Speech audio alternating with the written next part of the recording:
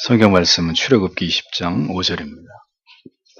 출애굽기 20장 5절.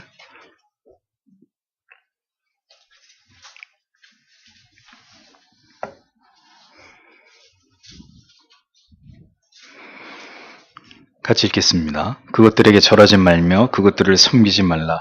나 여호와 너의 하나님은 질투하는 하나님인즉 나를 미워하는 자의 죄를 갚되 아비로부터 아들에게로 3, 4대까지 이르게 하거니와. 아멘. 예. 오늘은 제12장 하나님은 우상과 전적으로 구별되심으로 오직 그에게만 완전한 존귀를 드려야 함. 이 제목의 해설을 이어가도록 하겠습니다. 자, 칼빈은 계속해서 이 앞부분에서 우리가 하나님을 어떻게 신앙해야 될 것인가에 대한 문제에 굉장히 많은 부분을 할애해서 이것을 논리적으로 우리에게 설명하고 있습니다. 왜 이것이 중요할까요? 결국은 하나님을 바르게 신앙하지 않는 신앙의 오류는 그냥 오류로 끝나는 것이 아니라 그것 자체가 하나님이 인정하시는 신앙으로 성립될 수 없기 때문입니다. 여러분, 가톨릭은 이단입니까? 이단이 아닙니까? 네, 명백한 이단입니다. 그럼 가톨릭의 그 신앙과 교리를 따라가면 구원을 받을 수 있습니까? 없습니까? 없는 거죠. 네. 그래서 하나님에 대해서 모르면 모를 수도 있고 모르는 대로 임의대로 그냥 그렇게 믿으면 되는 것이 아니라 이 부분에서부터 잘못되어지면 신앙이 될 수 없는 거예요. 그러니까 구원하고는 관계가 없는 믿음이 되고 마는 거죠. 그래서 기독교의 믿음은 성경에 정초하고 정교한 교리에 기초하지 않으면 인정할 수 없는 것입니다. 굉장히 위험해지는 것이죠. 그래서 칼빈이 앞부분에서 하나님을 어떻게 신앙할 것이냐, 하나님을 어떻게 경배할 것이냐, 우리가 하나님을 경배한다고 하면서 우리 안에는 많은 우상적 요소, 미신적 요소들이 무엇이냐, 이것을 철저하게 분석하면서 우리에게 이 사실을 아주 분명하게 주지시키고 있는 것을 우리가 확인할 수 있는 것입니다. 첫 번째 항목에 유일하신 하나님께만 존귀를 돌려야 함. 지난주에 이어서 계속 지금 이 부분이 이어지고 있어요. 자, 하나님을 아는 지식은 인간의 사색과 사유에만 머물러 있어서는 안 된다. 왜죠? 그런 신앙은 사변화된 지식주의 내지는 주지주의에 물든 그릇된 신앙의 모습이기 때문입니다. 사실 딱 시작하는 이 얘기에서부터 사실 우리는 굉장히 중요한 찔림을 받게 되는 거죠. 개혁주의 신앙이 잘못 가면 꼭 이렇게 갈 수 있습니다. 사색과 사유에만 머무는, 무엇이 옳고 무엇이 바르고 무엇이 더 올바르냐에 대한 지식은 계속 쌓여가는데 뭐가 수반이 되지 않는 거죠. 삶이 수반되지 않는 거예요. 그럼 어떻게 됩니까? 결국 신앙이라고 하는 것이 계속 더 나은, 더 고도의 지식만을 추구하는 지식주의로 가버리는 거예요. 굉장히 죽어있는, 결국은 알맹이가 없는 사변주의의 신앙으로 치우치게 되는 중대한 오류에 빠지게 되는 거죠. 하나님을 경외하면서 하나님을 존귀하게 여기는 삶이 반드시 따라가야 됩니다. 그것이 진리가 우리를 이끄는 궁극의 이유입니다. 진리를 따라간다고 하는데 삶이 수반되지 않으면 그것은 이제 중대한 신앙의 모순이 되는 것이고, 그건 또 다른 미신에 치우치게 되는 거예요. 지식이라는 미신을 추구하는 것이 되고 마는 거죠. 하나님을 이는 곧 우리가 하나님을 어떻게 인식할 것이냐, 어떻게 예배할 것이냐의 문제와 아주 밀접한 관련이 있다는 것을 칼빈이 다양하게 논증하고 설명해 오고 있는 겁니다. 하나님의 존재하심에 대해서 우리가 인식할 때 가장 중요한 점은 하나님의 거룩하신 신성을 결코 다른 것에 적용하거나 표현하거나 형상화해서는 안 된다는 점을 누누이 성경이 그걸 규정하고 있고, 칼빈의 논리에서 계속 이 부분을 집요하게 강조하고 있다는 사실을 충분히 살펴봤습니다. 이것은 하나님을 경외하는 올바른 신앙을 정의하는 문제에 있어서 굉장히 중요한 부분이기 때문입니다. 이러한 기본적인 규정조차도 오늘의 한국교회는 대부분이 이것을 올바로 지키지 않음으로 인해서 참남한 행위들이 하나님을 신앙하는 삶과 예배 안에서 행해지고 있다는 점에 대해서 여러분들에게 여러 차례 설명을 드린 바가 있습니다. 그러니까 하나님을 경외하는 신자들에게 가장 민감한 부분은 우리가 어떻게 하나님을 경외할 것인가 하는 점이라는 거죠. 하나님을 어떻게 예배할 것이냐. 더 작게 하나님을 어떻게 찬양할 것이냐, 더 작게 하나님을 어떠한 내용을 담아서 하나님께 기도할 것이냐, 어떠한 마음의 중심을 가지고 헌신하고 봉사할 것이냐, 결국 이런 문제까지 다 조명이 돼야 된다는 것입니다. 우리가 하나님을 진정으로 경외한다면 내가 하나님을 위해서 뭔가를 합니다. 이게 핵심이 돼서는 안 돼요. 이게 여기에 초점이 맞춰져서는 안 되고, 우리가 하나님을 경외하는 모든 경외의 행위를 통해서 하나님이 하나님 되시도록 합당한 경외와 경배를 하나님이 받고 있으시냐 하는 문제가 더 사실은 포커스가 거기에 맞춰져야 된다는 거죠. 우리가 주를 위해서 뭘 했습니다. 우리가 하나님 앞에 이렇게 했습니다. 이렇게 찬양했고, 이렇게 기도했고, 이렇게 예배드렸고, 뭘 어떻게 했느냐가 중요한 문제가 아니라 그 모든 행위가 하나님이 보실 때 합당한 것이냐, 하나님이 허락한 것이냐, 하나님이 규정하신 그 원리와 방법을 따르는 것이냐, 사실은 그게 더 중요하다는 것이죠. 오늘날 지금 제가 말하는 이 부분은 대부분에 있어서 이런 부분들은 간과된 채로 우리가 원하는 대로, 우리가 좋은 대로, 우리가 편한 대로, 우리가 즐거운 대로 이렇게 하나님의 예배가 변질되고 있다는 것에 대해서 칼빈의 기독교 강요를 통해 지금 우리에게 주고 있는 교훈은 상당히 이 시대의 중요한 부분이 아닐 수 없는 것입니다. 히라빈들은 종교라는 뜻의 유세베야를 합당한 예배라는 뜻으로 사용하기도 했습니다. 누구에 대해서 합당하다는 것이죠? 사람에 대해서요? 아니요, 하나님에 대해서. 하나님에 대해서 합당한 예배, 이런 의미로, 이런 개념으로 사용했다는 겁니다. 그래서 그들은 캄캄한 어둠 속을 헤매고 있지만 하나님을 그릇 공경하는 것을 피하기 위해서 명확한 규범에 의지할 필요성을 그들이 스스로 느꼈다 라고 칼빈이 얘기를 합니다. 저는 이 말에 10분 공감이 됩니다. 하나님께 합당한 예배. 자기들은 무지의 어둠 속을 헤매고 있는데, 그 무지의 어둠 속을 헤매면서도 한 가지 그 마음의 초지일관 변치 않은 어떤 마음의 소원을 두었던 것은 뭐냐? 이 무지의 어둠 속에서 어떻게 하면 하나님을 바르게 예배할 수 있을까? 어떻게 하면 하나님이 원하시는 예배를 드릴 수 있을까? 거기에 모든 초점을 모았다는 거예요. 목사의 가장 큰 고민이 뭔지 아세요? 왜 교회가 양적으로 빨리 성장하지 않을까? 언제 우리는 예배당을 지을까? 그런 거는 제 관심 바뀝니다. 한 번도 그런 거 가지고 고민해 본 적이 없어요. 언제나 목사에게 가장 큰, 저를 골몰하게 몰두하게 만드는 그 어떤 고뇌의 주제는 어떻게 하면 더 올바르게 하나님이 받으시기에 합당한 우리의 예배와 찬양과 기도와 성찬과 성도의 교제가 되게 하느냐, 이 문제입니다. 올바른 신학과 신앙 고백서와 교리적 전통과 단락되어 있는 작금의 한국 교회의 상황은 히랍 사람들이 얘기한 것처럼 그야말로 캄캄한 암흑과도 같고, 그 속에서 다시 올바른 신앙의 길을, 선조들이 닦아놓은 옛적 길을 찾아서 복원하는 일은 정말 피곤하고 끊임없는 지속되는 고뇌의 작업이라는 것을 온몸으로 느끼고 있습니다. 저는 이런 말씀을 드리고 싶어요. 참된 신자라면, 그리고 정말 소명받은 올바른 목회자라면 하나님 앞에 서는 그날까지 이 거룩한 고뇌가 사라져서는 안 된다고 생각합니다. 하나님, 어떻게 하면 내가 빨리 집을 살 수 있을까요? 어떻게 하면 제가 빨리 직장을 얻고 결혼을 하고, 좀 돈 때문에 걱정 안 하고 좀 편안하게 살 수 있을까요? 사실 이런 문제가 우리의 고뇌의 주제가 돼서는 안 되고요. 하나님, 내가 어떻게 하나님을 신앙해야 참된 신자가 되는 것입니까? 참된 믿음이라고 하는 것, 참된 구원이라고 하는 것이 도대체 무엇입니까, 하나님?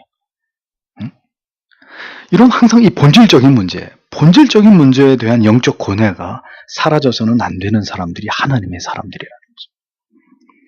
현실과 타협하고 멈춰서는 순간, 우리가 옳다고 믿고 이 길이 스스로 맞다고 착각하는 순간 우리도 모르게 변질되고 타협하고 오리 속으로 깊이 빠져들고야 말게 되는 이런 일들이 벌어지게 되는 것입니다. 렐리전, 라틴어로 let it go, 이 라틴어 이 단어에서 종교라는 렐리전이라는 단어가 유래가 됐습니다. 근데 let it go라는 이 라틴어는 영어에서 tie together라는 의미예요. 한데 묶다라는 그런 뜻이에요. 그러니까 종교의 어원은 한데 묶다, 하나로 묶여버린다, 이런 의미가 종교라는 단어의 어원적 의미란 말입니다. 근데 아마도 사람들이 종교를 정의하려고 할 때 그 종교의 대상인 절대적인 신과 인간이 분리되지 않고 이렇게 하나로 묶여버리는, 이 하나가 되는 것을 목적으로 그렇게 종교를 파악한 것이 아닌가, 이런 생각이 듭니다. 하나님과 인간이 하나로 묶여지는 것은 뭘 통해서 가능할까요? 하나님의 자기 계시인 말씀입니다. 말씀을 통해서, 그 말씀 안에서만 우리는 하나님을 올바로 경외할 수 있죠. 네. 왜 거짓과 오리 속에서 종교가 부패하고 변질되고 왜곡됩니까? 말씀에서 벗어나서 사람들이 임의대로 신앙의 내용과 방법을 만들어내기 때문이에요. 모든 미신적인 요소들을 만들어서 그것에 대해서 변명하고 합리화하기 때문에 하나님과 인간 사이는 점점 유격이 벌어지는 것입니다. 하나님이 정말 우리에게 원하시는 예배와 우리가 드리는 예배는 크나큰 차이를 보일 수밖에 없는 이런 문제들을 만들어내고 있다는 거죠. 하나님께서는 결코 인간이 자기의 의미대로, 자기 방법대로 하나님을 경배하는 것에 대해서 아무런 관심과 반응을 보이지 않는 분이십니다. 인간의 무지와 어리석음이 빚어낸 모든 종교적인 행위와 거짓 신들을 숭배하는 방식들에 대해서, 하나님을 경외하는 올바른 성경의 방법을 무시한 모든 일들에 대해서 하나님이 질투하시고 분노하시는 분이십니다. 놀랍게도 목사의 양심을 가지고 고백하건대 오늘도 하나님을 올바르게, 하나님이 받으시기에 합당한 예배로 주일날 하나님을 예배하고 있는 사람들은 지극히 소수에 지나지 않습니다.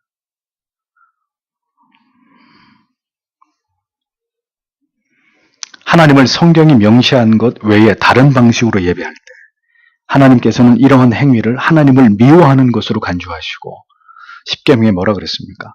그 벌을 아비와 아들에게 3, 4대까지 이르게 하시겠다고 분명히 말씀했습니다. 우상을 숭배하는 것만이 하나님을 어리석게 경배하는 것이 아닙니다. 하나님을 올바른 방법으로 예배하지 않는 것도 어리석은 형상을 따라서 인간이 만든 어떤 방법을 가지고 하나님을 예배하는 그런 모든 행위들도 모두 하나님이 보시기에 참남한, 어리석고 무지한 우상적 예배의 행위가 된다는 것을 우리는 분명하게 기억해야 되는 거죠. 잊지 마십시오. 예배는 우리를 위해서 드리는 것이 아닙니다. 우리의 만족과 감동과 위로와 힐링을 위해서 갖는 시간이 아닙니다. 하나님께서는 인류를 하나님을 향한 올바른 순종 가운데 두시기 위해서 예배의 규정을 정하신 것이라고 칼빈은 그렇게 얘기하면서 율법 아래 두 가지를 포괄해서 나타내셨는데, 첫째는 자신을 율법을 베푸신 분으로 제시하셔서 신자들을 자기 자신에게 복종하게 하셨고, 두 번째는 자기의 뜻에 따라 그를 예배하는 규정을 하나님이 율법을 통해서 제정해 놓으셨다. 그 안에 묶어 두셨다는 거예요. 다른 곳에서 칼빈은 율법의 용도에 대해서 제1, 2, 3 율법 용도에 대해서 자세하게 설명했지만, 그러면서 여기서도 분명히 밝히고 있는 바는 율법이 사람들에게 굴레를 씌워서 악한 의식들에 빠져들지 않도록 미연에 방지하는 역할을 한다고 율법의 중요한 기능에 대해서 여기서 먼저 밝힙니다. 뭐라고요? 사람들에게 굴레를 씌워서 악한 의식들, 예배 안에 존재하는 악한 의식들 속으로 빠져들어가지 않도록 미연에 방지하는 그 가이드라인이 뭐냐? 율법이라고 얘기하는 거예요. 하나님은 율법을 통해서 분명하게 하나님을 경외하는 도를 설명하셨다는 것입니다. 안식일을 기억하여 거룩히 지키라. 레위기에 안식일에 이러한 사람들을 어떻게 했죠? 돌로 쳐 죽였습니다. 그럼 지금도 안식일 예배를, 주일 예배를 안 지키면 돌로 쳐 죽여야 되느냐? 그런 의미가 아니고, 우리의 생명이 좌지우지되는, 영적 생명이 좌지우지되는 이런 중대한 문제가 하나님을 예배하는 것이다 라고 성경이 분명히 우리에게 규정하고 있다는 거예요. 그러니까 이런 것들을 가볍게 여기고 간과해서는 안 된다는 것입니다.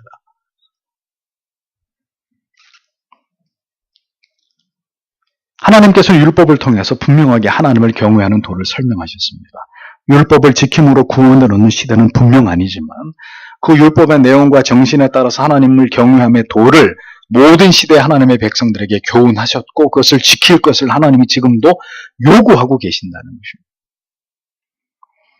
그렇다면 우리는 율법에 관해서 얼마나 깊고 정확한 이해를 가진 자들인지를 생각해 볼 필요가 있는 것이죠. 여기서 이제 굉장히 많은 문제들이 생겨나는 거 아니겠습니까? 이 시대는 그릇된 칭의론에 치우쳐서 반율법적 성향을 가진 그런 무지한 성도들로 넘쳐납니다. 즉 구원파적인 믿음만을 가지고 믿기만 하면, 교회를 다니기만 하면 구원받는다는 이런 생각, 전혀 하나님의 율법과 계명을 지키고 거기에 순종하는 것에 관해서는 전혀 무관심하게 생각하고 그것을 등한히 여기고 그것을 아주 가볍게 여기는 이런 경향들이 지배적인 이런 모습들을 우리가 보고 있잖아요.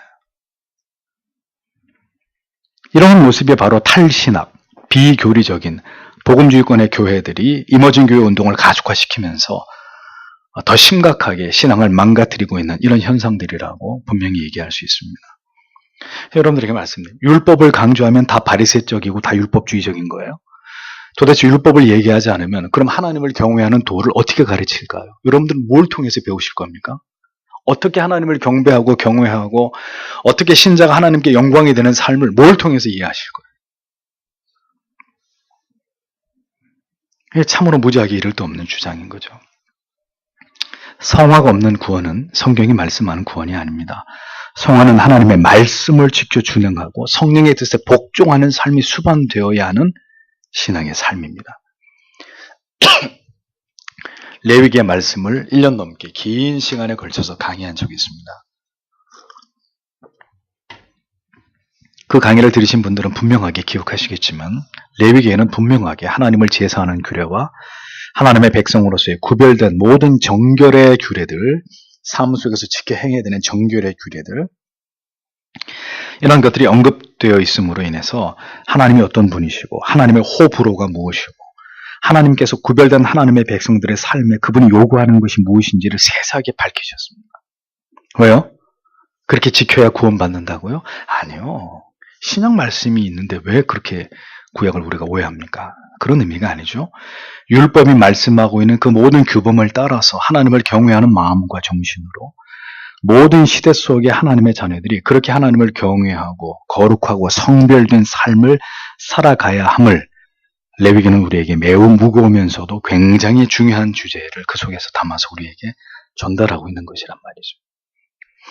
그런데 예수 믿는 많은 분들 가운데 창출 레미신, 이 모세 오경이 우리에게 뭘 의미하는지를 거의 모르고 교회를 다니는 분들이 적지 않단 말이에요. 우리가 반율법주의자가 아닌데도 불구하고 율법이 우리에게 어떠한 삶을 요구하고 있는지를 정밀하게 아는 사람들도 많지 않은, 이게 모순이 아니고 뭡니까? 그러니까 예수 믿으면 구원받습니다. 율법은 그건 나는 모릅니다. 그건 몰라도 되는 거 아닙니까? 많은 사람들이 지금도 그런 신앙생활을 하고 있다는 거죠. 그러면 구약은 다 찢어서 버려야 되는 거예요. 신약만 있으면 되는 거 아닙니까? 율법을 통해서 우리가 어떻게 하나님을 경외해야 할지, 하나님께서 우리에게 원하시는 바가 무엇일지를 정교하게 깨닫고 이해하지 못할 때 우리는 결국 하나님 본위가 아니라 인간 본위의 예배, 모든 신앙의 형식과 내용을 추구하게 되는 그런 치명적인 오류에 빠져들 수밖에 없다는 것을 우리가 분명히 기억해야 되는 것이죠. 율법이 우리에게 쳐놓은 가이드라인을 무시할 때 인간은 결국 참남한 죄악을 저지르고 신성 모독을 행하는 자리에 자기가 고의로 그렇게 하고 싶어서 그러는 게 아니라 무지하기 때문에 그런 자리에 서게 되는 거예요.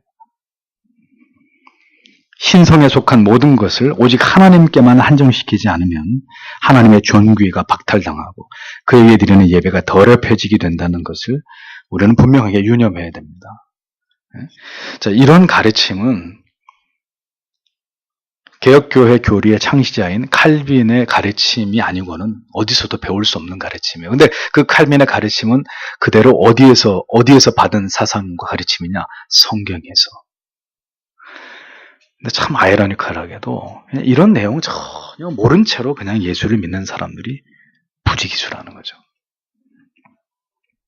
이러한 교리는 하나님의 예배를 더럽히지 않기 위한 이러한 교리는 우리가 반드시 유념해야 되고 아무리 강조해도 지나치지 않는 것입니다. 모든 예배와 찬양이 하나님을 모두 영화롭게 하는 것이 아니라고 분명히 말씀드렸습니다. 내 안에 내가 하고 싶은 대로 하고자 하는 이 죄성이 하나님을 올바로 예배하고 경외하는데 가장 큰 적이 된다는 것, 여러분 절대 잊어버리지 마세요. 하나님을 사랑하고 하나님을 경외하는데 가장 큰 적이 뭐라고요? 이기주의란, 자기애란 말이에요. 자기애.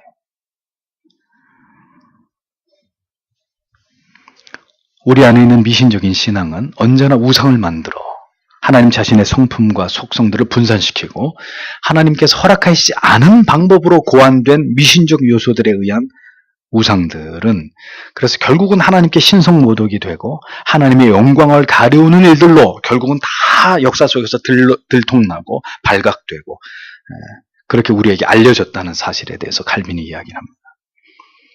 인간에 의해서 만들어진 우상과 형상들이 하나님을 대신해서 경배와 기도와 찬송을 받는 지극히 가증스러운 일들이 일어나게 되었고 하나님이 받으셔야 될 모든 위엄과 영광은 모두 소멸되어 버리는 그런 끔찍한 결과들이 만들어지게 되었다라고 칼빈이 비판하는 이 내용들은 다분히 어디를 겨냥하고 있는 걸까요? 가톨릭을 겨냥하고 있는 거죠.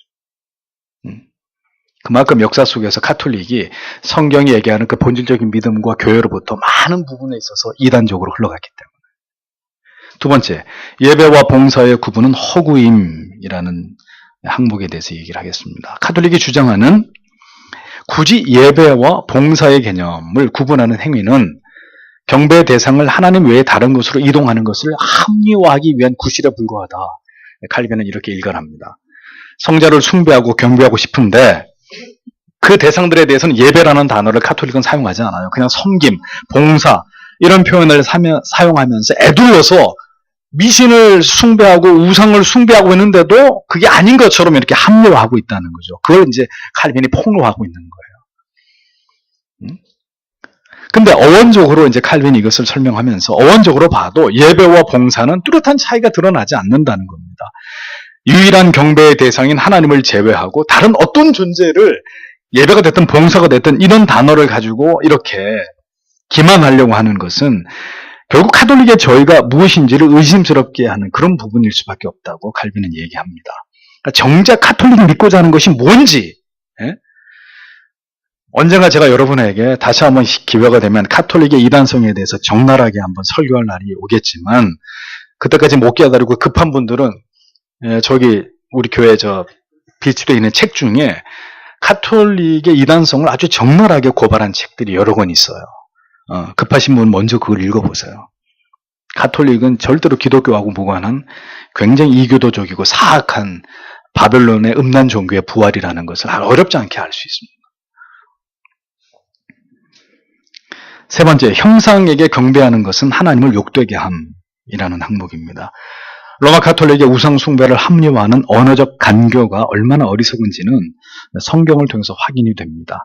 성경은 경배와 봉사의 의미를 구별하지 않고 같은 의미로 보거든요. 그러니까 라트리아와 돌리아 모두 하나님이 아닌 인간에게는 절대로 사용할 수 없는 단어로 규정하고 있어요. 그러니까 성경이 그렇게 그 단어를 사용한 용례를 통해서 이것을 분명하게 증거하고 있다는 겁니다. 갈라디아서에서는 바울이 갈라디아 사람들이 이전에는 미신을 경배했던 것을 분명히 지적했고 하나님이 아닌 미신을 하나님처럼 경배했다라는 말에서 분명히 이 단어를 사용했고 예수 그리스도께서도 경배라는 단어를 하나님에게만 국한해서 사용하신 예들을 보여주고 계시고 사도 요한 역시 천사에게 경배를 하려다가 책망을 받게 되었던 예를 통해서 천사조차도 경배의 대상이 될 수 없다는 것을 분명하게 성경이 지적하고 있는 것을 보여줍니다. 고넬료가 베드로에게 절을 하려고 할 때도 그것이 경배 행위가 아니었음에도 베드로는 이것을 만류하면서 예배의 대상은 오직 하나님뿐이라는 것을 분명하게 구별하고 있는 예들을 성경이 보여주고 있다고 칼빈이 예를 들고 있습니다. 성경은 이렇게 경배든 봉사든 섬김이든 그 대상은 오직 하나님뿐이심을 분명히 규정하므로 로마 가톨릭의 이러한 초라한 변명과 합리화를 정면으로 부정하고 있는 거예요. 어떤 우상들이나 인간의 미신적 신앙도 오직 하나님에게만 합당한 경배를 절대로 공유할 수 없는 거예요. 절대로. 하나님께서는 하나님을 경배하는 도를 율법을 통해서 모두 보이셨습니다. 칼빈은 어느 누구도 이거 여러 번 얘기하고 있어요. 여러 번 어느 누구도 자기가 좋아하는 대로 예배를 고안해낼 빌미를 찾지 못하도록 확고한 표준을 제시하기를 하나님이 기뻐하셨다라고 못을 박습니다. 여러분들에게 자주 말씀드리죠. 예배는 원시적이어야 된다. 원론적이어야 된다. 예배가 세련되어진다는 것은 예배가 타락하고 변질되고 있다는 것을 의미하는 것이다. 설교가 점점 짧아지고 설교의 많은 내용이 성경이 아닌 시사적인 내용으로 대체되고 있다는 것은 하나님의 말씀의 권위가 점점 그 교회 안에서 소멸되고 있다는 것이다. 이건 변명의 여지가 없습니다. 하나님 외에 다른 어떤 존재에게 경배 행위를 전가시키게 되면 하나님 외에 어떤 경배 대상의 행위를 통해서 우리를 위한 어떤 영적인 위로와 안위를 얻으려고 하는 모든 시도들은 모두 다 뭐라고요? 신성모독에 들을 수 있다. 예.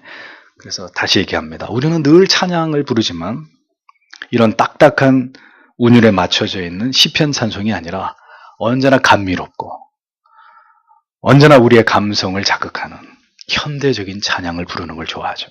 이제 부르는 걸로 만족이 안 되니까 춤도 추고, 예. 들썩들썩 이렇게 막 점프하면서. 예. 미국에서 시작된 이머징 교회 운동은 이러한 전통적인 하나님을 예배하는 형식을 다 파괴시켜버렸습니다. 전통적인 예배당의 구조로부터 예배 음악까지 모두 사람들에게 포커스가 맞추어져서 사람들이 기뻐하고 즐거워하는 예배로 전락시켜버렸습니다. 세드백 교회 릭 워렌은 전통적인 교회를 부정하고 새로운 교회를 시작하면서 자기가 개척하기 전에 이 사람이 한 작업이 있죠. 뭡니까? 그 교회가 세워지는 그 주변의 모든 타운을 돌면서 그 교회 주변에 사는 사람들에게 설문조사를 했어요. 설문조사의 내용이 뭔지 아십니까? 그들이 원하는 예배 안에 음악, 그리고 교회에 바라는 바를 다 조사를 했습니다. 그래서 어떤 교회를 만들었어요. 그 지역 사람들에게 미스터 세들백이라고 해서 우리 교회에 올 사람들은 이런 것을 교회에다가 요구한다. 그래서 그 요구 조건들에 대해서 최적화시킨 교회를 탄생시켰습니다. 그게 세들백 밸리에 있었던 세들백 교회예요. 그 교회는 하나님의 교회인가요? 사람의 교회이죠. 하나님이 기뻐하는 교회가 아니라고 저는 단언합니다. 성경과 교리적, 역사적 관점으로 볼 때 그런 교회는 정체불명의 교회입니다. 정체불명의 교회. 사람에게 최적화된 교회. 예? 그런데 문제는 그런 새로운 패러다임 시프트를 통해서 탄생한 교회 운동이 동시대의 모든 전 세계 교회에 엄청난 파급 효과를 가져왔다는 것입니다. 또 호산나 인테그리티, 마라나타 이런 크리스천 음반 기획사들에 의해서 시작된 경배와 찬양 문화, 이른바 CCM은 전 세계 교회에 급속도로 퍼져나가기 시작해서 전통적인 예배와 찬양의 파괴를 불러왔습니다. 이들의 음악에 많은 교회가 열광한 이유가 뭘까요? 새로운 동시대적인 음악의 장르를 사용한 찬양이 그 시대 모든 사람들에게 선호되었고 그러한 교회 음악에 사람들이 깊이 빠져들기 시작했기 때문입니다. 모두가 참남한 일들이에요. 지금 칼빈의 기독교 강요의 이 관점에서 지금 이런 교회들을 비판할 때는 모두 다 참남하고 신성모독적인 지극히 사악한 인본주의적인 그런 교회이고 예배이고 찬양인 것이죠. 사람들이 얘기합니다. Why not? 왜 안 돼? 우리가 좋은데, 우리가 이 찬양을 불러서 우리가 즐겁고 행복하고 감동되고 눈물 나고 우리가 카타르시스를 맛보는데 왜 안 되냐? 우리가 좋으면 하나님도 좋으신 거지. 왜 안 되냐는 거죠. 이게 뭐라고요? 포스트 모더니즘의 사상이라. 인간의 모든 것에 대한 중심이 되어, 인간의 모든 판단이, 인간의 모든 직관이 하나님의 말씀보다 더 위로 올라가 버린, 물고나무 서버린 거죠. 하나님의 절대적 가치가 밑으로 올라오고 인간의 감각이, 인간의 직관이 위로 올라가 버린, 세상이 개벽이 되어버리는 거예요.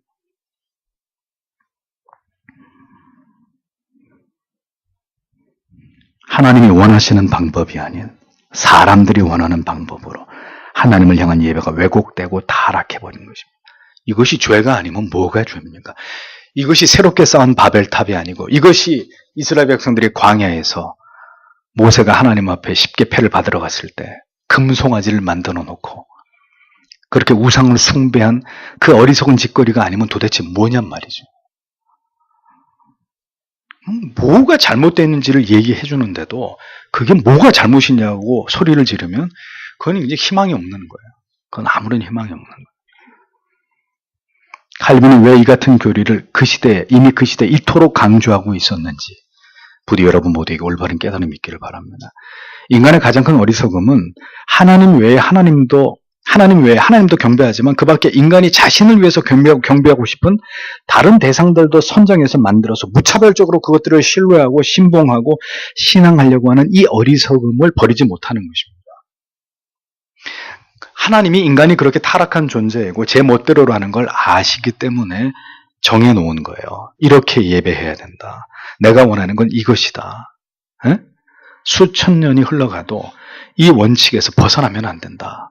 그것을 벗어나는 것을 나 여호와는 미워할 것이다. 하나님은 이렇게 분명히 말씀하셨잖아요. 우리가 하나님을 온전히 올바르게 경배하려면 그의 영광을 티끌 만큼이라도 우리가 취하거나 그것을 분산시키려는 어떤 일도 행해서는 안 된다는 것을 우리는 분명히 명심해야 합니다. 하나님께 속한 것은 완전하게 하나님께 모두 속해야 한다는 것을 이 칼빈의 표현 그대로 옮겼어요. 이걸 우리가 분명하게 기억해야 된다는 거죠. 임의대로 거기서 우리가 우리의 것으로 취할 수 있는 부분은 털끝만큼도 허락되지 않는다는 겁니다. 이것이 하나님을 향한 경외라는 거예요. 예배 본질과 그 정신 그리고 그 방법에 있어서 성경이 말씀하고 있는 바를 강조하는 것은 아무리 강조해도 지나치지 않습니다. 어느 누구도 어떤 이유로도 임의대로 자기의 편의에 따라서 사람의 생각과 환경과 상황에 따라서 하나님을 예배함을 바꾸거나 그 정신을 훼손해서는 안 됩니다. 그것은 하나님을 매우 진노하게 하는 일이고 신앙 안에서 절대로 용납될 수 없는 일입니다.